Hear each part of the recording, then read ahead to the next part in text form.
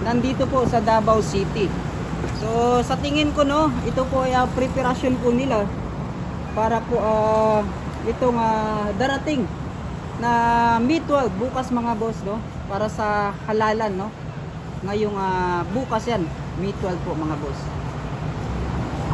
Yun na, napakarami. Nadaanan po natin mga boss.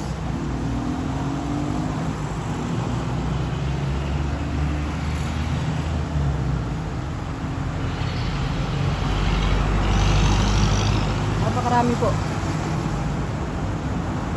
Dito po to sa may Almendras Gym mga boss, no, Boulevard.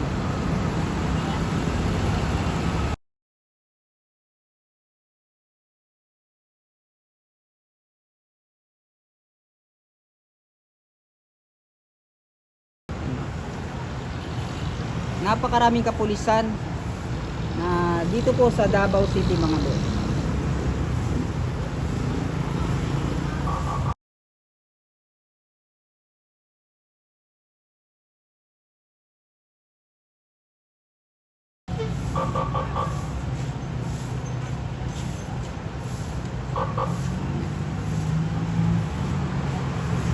Siguro mga bargain shopper, no.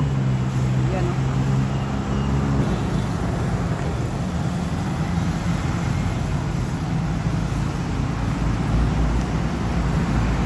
Yan, malalaman natin yan mga boss, no. Sigurado ay may mga mako-cover po nito mga boss.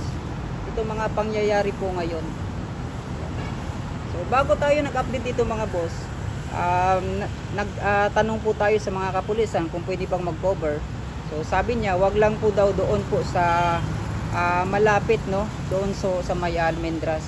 So sabi ko kung pwede po ba dito sa taas. So sabi naman po ay pwede. Yan mga boss.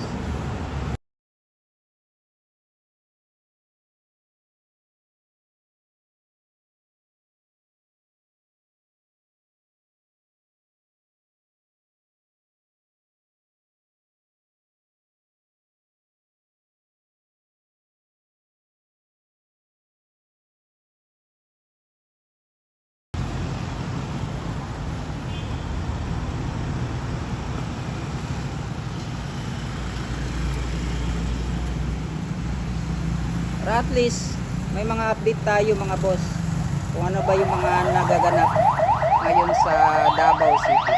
Yan, no. So may mga iba't ibang mga kuwan na po na naglabasan.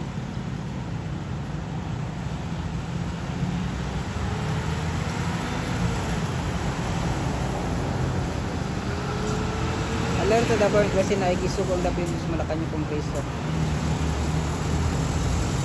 So baka ito po yung mga iba't ibang mga kwan, no, para po sa pagdalhan po ng mga machine po sa iba't ibang eskwelahan.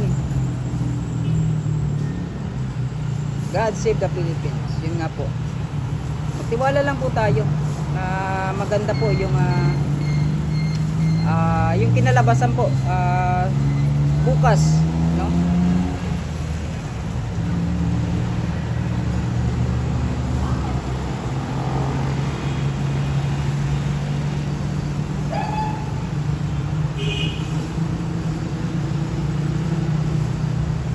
Tito Tans TV 2.0 ma'am.